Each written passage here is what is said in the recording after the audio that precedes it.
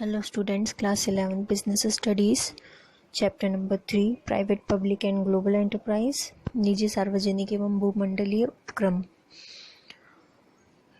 आज हम इस वीडियो में बहुराष्ट्रीय कंपनी या मल्टीनेशनल कंपनी को समझेंगे।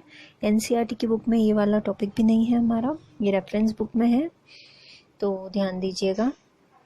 Multinational companies are those companies whose business is spread over in more than one country, यानी ऐसी कंपनी जिसका बिजनेस एक से ज़्यादा देशों में फैला हुआ होता है, तो उन्हें हम मल्टीनेशनल कंपनी या बहुराष्ट्रीय कंपनी कहते हैं। जिस कंट्री में कंपनी सिचुएटेड है, एस्टैब्लिश्ड है, उसका प्रोडक्शन एंड सर्विसेज सिर्फ उसी कंट्री में ना होकर वर्ल्ड में अदर कंट्रीज़ में भी अगर होता है तो उसे हम बहुराष्ट्रीय कंपनी में इंक्लूड करते हैं। ओके, जैसे मान लो कोई कंपनी इंडिया में इस्टेब्लिश्ड है, उसका इनकॉर्पोरेशन इंडिया में हुआ है, बट वो जो कंपनी है उसका प्रोडक्शन एंड उसकी सर्विसेज जो है वो इंडिया के अलावा दूसरी कंट्रीज़ में भी अगर होता है, तो ऐसे में वो कंपनी जो है मल्टीनेशनल कंपनी कहलाएगी। मल्टीनेशनल कंपनी किसी कंट्री के लिए बहुत ही इम्पॉर्टेंट होती है, क्योंकि मल्टीनेशनल कंपनीज जब अपनी कंट्री के अलावा दूसरे कंट्रीज़ में बिजनेस करती है, तो ऐसे में फॉरेन करेंसी या फॉरेन कैपिटल जो है वो हमें अवेलेबल होती है, जिससे कि जो हमारी डेवलपमेंट में बहुत ही हेल्प मिलती है। ओके, तो ये तो थी मल्टीनेशनल कंपनी।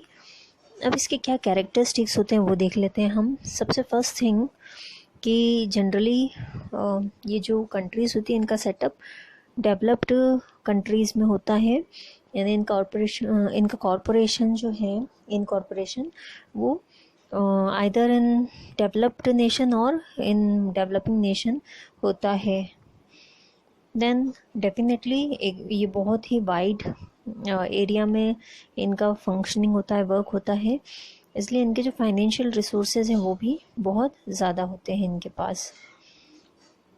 ऑब्वियस सी बात है कि जिस कंपनी के पास बहुत ज़्यादा अमाउंट में फाइनेंशियल रिसोर्सेज होते हैं वो ही मल्टीनेशनल कंपनी के तौर पर वर्क कर सकती है।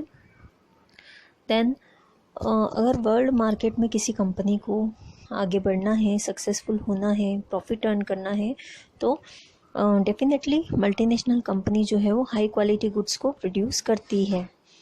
हाई क्वालिटी गुड्स होंगे तभी तो मल्टीनेशनल लेवल पर गुड्स एंड सर्विसेज को सेल करना एंड प्रॉफिट अर्न करना पॉसिबल हो सकता है। मल्टीनेशनल कंपनीज जो हैं ये इंटरनेशनल लेवल पे इनकी रेपुटेशन होती है। इनके product all over the world हम हर जगह पर इजीली अवेलेबल होते हैं, एंड ये हमेशा लेटेस्ट टेक्निक्स का यूज़ करते हैं ताकि जो प्रोडक्शन वर्क है वो अपडेटेड रहे और हाई क्वालिटी गुड्स जो है वो अवेलेबल हो पाए। इनके थ्रू रिसर्च से रिलेटेड वर्क रेगुलर बेसिस पे होते हैं, ताकि रिसर्च के थ्रू बेस्ट वे में प्रोडक्ट प्रोड्यूस कर पाएँ। इनका जो इंफॉर्मेशन सिस्टम होता है वो एकदम अप टू डेट होता है, रिलायबल होता है, एंड इंटरनेशनल मार्केट में अगर टिके रहना है तो डेफिनेटली ये बहुत इम्पॉर्टेंट है कि जो इंफॉर्मेशन सिस्टम हो वो इतना स्ट्रॉन्ग हो कि वर्ल्ड मार्केट में होने वाले सडन या जो भी चेंजेस हैं उनकी नॉलेज जल्दी से जल्दी मिल जाए और उस अकॉर्डिंग प्रोडक्ट्स में चेंज किया जा सके, प्रोडक्ट्स को भी अप टू डेट रखा जा सके। देन इन मल्टीनेशनल कंपनीज़ में डिफरेंट कंट्रीज़ के जो रहने वाले लोग होते हैं वो लोग भी अपने कैपिटल इन्वेस्ट कर सकते हैं। तभी मैंने ये चीज़ बोली कि इसमें फॉरेन कैपिटल को कलेक्ट करने की कैपेसिटी होती है, जो किसी कंट्री के लिए बहुत ही इम्पॉर्टेंट होती है। इन कंपनीज़ में generally highly qualified, professionally skilled and trend employees को अपॉइंट किया जाता है। ओके, ताकि वो अप टू डेट रहे, तो वो फंक्शन भी अप टू डेट वे में कर पाएँ। इनके through large scale production and trading activities perform की जाती है।